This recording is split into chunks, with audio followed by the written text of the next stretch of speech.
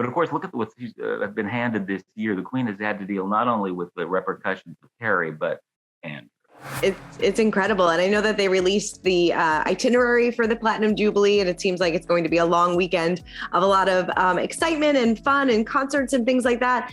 Obviously there's all these rumors that Harry and Meghan will be making the trip over. It's right around the same time as Lilibet's first birthday. Do you see them making this trip if, COVID is okay? Do you see them making the trip over to celebrate? Absolutely. As a matter of fact, I think that gives me the more reason to do it.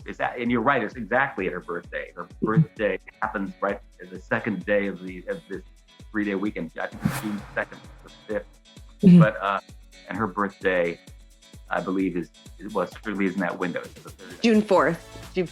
Okay. But look, there's no doubt both Harry and Meghan want to show the flag. They want to make sure that they're not left out of that tableau there. So this is not the kind of thing you can miss, except for possible COVID concerns. But even then, I'm sure they'd find some accommodation so that they're at least there. And by the way, one of the things I think I have to mention, this is so terribly British. The first event that's on that itinerary, and the itinerary, the celebrations were released just yesterday by the Palace. For the Platinum Jubilee, but the first event is the invention of a new pudding in honor of the Queen, and Dame Mary Berry, the famous, the British Bake Off, is going to select that pudding. I love that.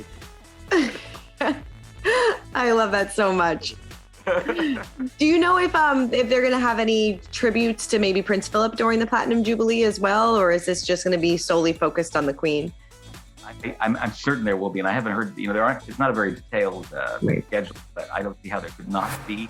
And certainly his image will be shown everywhere. If there's a concert, and there is supposed to be a all-star concert. What they often do is have a classical concert and then a concert. I'm sure his image will be everywhere. I'm sure that both Harry and William will probably stand up there and say a few words about their grandfather, because he really was the Queen's rock, as it were. And by the way, in much the same way now, looking at the future, I think Kate is performing the same function for William, because he's had some shaky moments, he's had emotional troubles and whatnot, and she has not missed a step. I mean, she has never done anything wrong. I mean, think of it, a royal who's never done anything, who's been perfection so far. So we'll see.